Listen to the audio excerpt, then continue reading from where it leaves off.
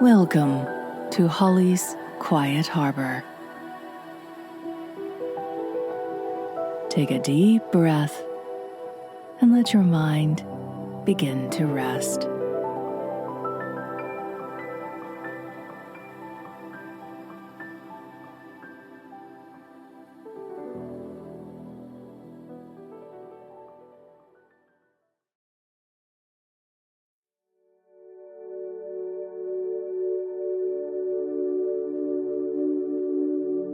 There is a particular kind of exhaustion that comes from trying to appear unbroken, not physically tired, not even emotionally overwhelmed in the obvious sense, but weary in the quiet way.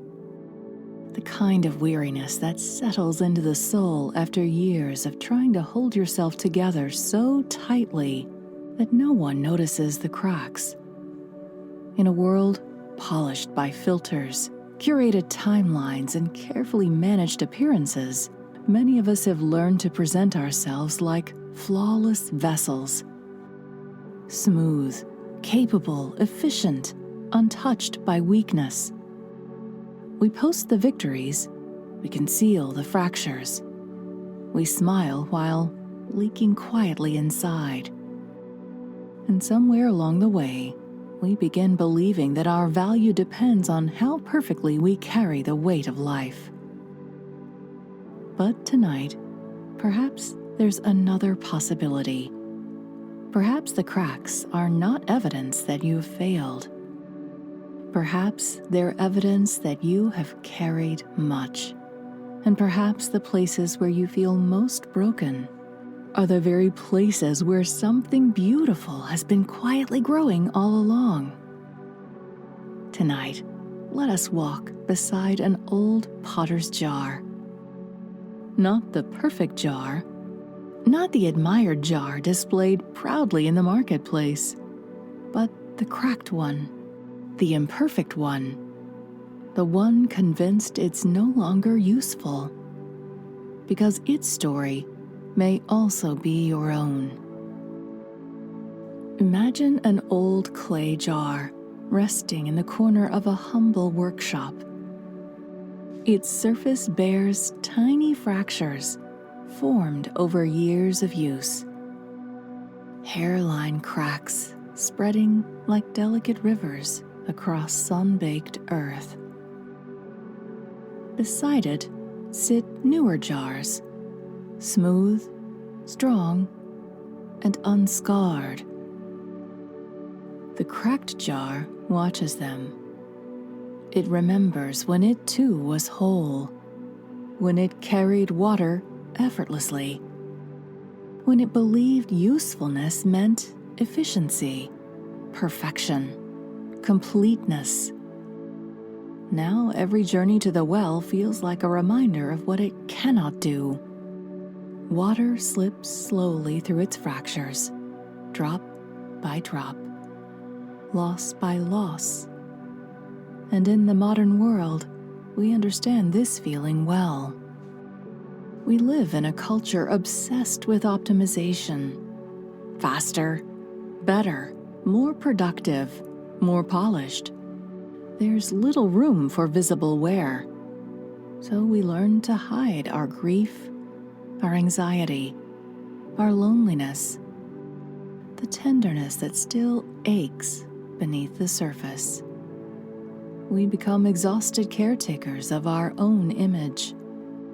And secretly, many people move through life feeling exactly like that cracked jar. Useful once, but now somehow defective. Too emotional, too sensitive, too tired, too anxious, too wounded, too complicated. But what if the potter never expected perfection to last forever? What if the marks of living were never mistakes? Each morning, the potter places the cracked jar across his shoulders beside another vessel and walks the long, dusty path to the well. The perfect jar returns home full. The cracked jar does not. By the time they reach the village, nearly half the water has disappeared into the thirsty ground below. And the cracked jar feels shame. It apologizes constantly in its silent little clay heart. I am wasting what was entrusted to me. I cannot hold what others can. I am not enough. Perhaps you know these thoughts too. Maybe you've mourned the energy your anxiety consumes, the opportunities your fear interrupted, the relationships strained by your struggles, the dreams altered by exhaustion or grief.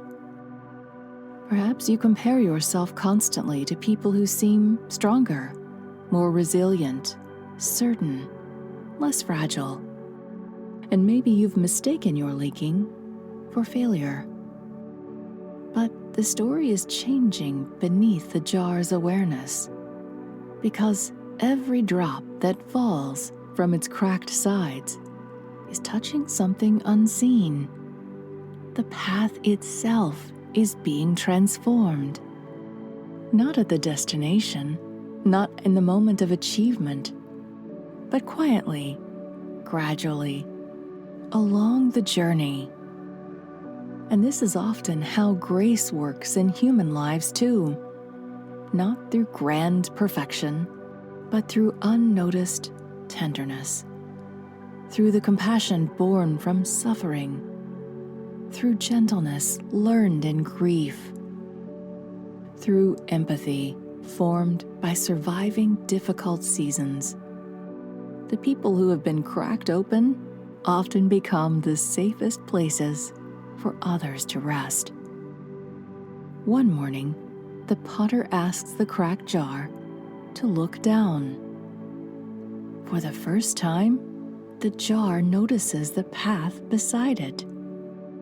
Wildflowers, hundreds of them. Soft blue blossoms. Golden stems dancing in the breeze. Tiny white petals opening toward the morning sun.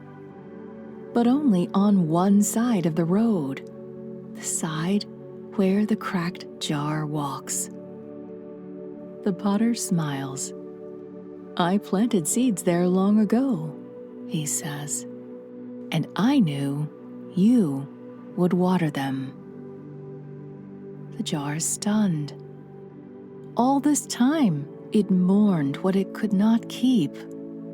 And yet, its very inability to hold everything tightly had created life everywhere it traveled. Perhaps this is true for you too. Perhaps your sensitivity has made others feel understood. Perhaps your grief has softened your judgment. Perhaps your anxiety has made you attentive to hurting people others overlook. Perhaps your loneliness has taught you how to welcome others with extraordinary warmth. Perhaps the very qualities you try hardest to repair are watering unseen gardens around you every day. Not every gift arrives wrapped in strength.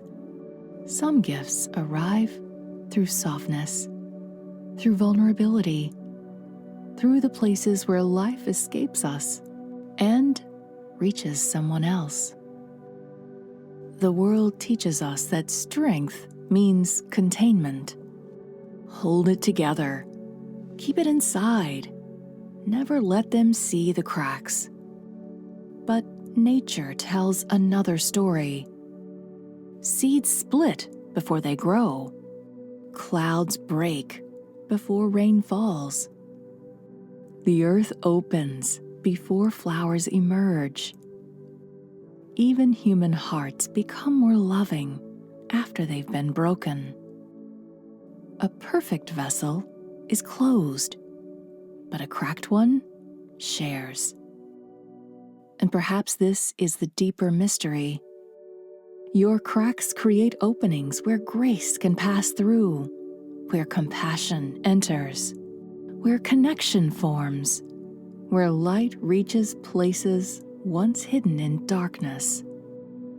The potter never viewed the cracked jar as ruined, only purposeful in a different way. Not as failed creations, not as disappointments, not as projects constantly needing repair before we deserve love, but as beautifully human vessels carrying life imperfectly and meaningfully across the dusty roads of the world. So tonight, perhaps you can loosen your grip on perfection. Maybe you can stop apologizing for every place you feel fragile. You don't need to become flawless to become valuable. You don't need to seal every crack to live a meaningful life.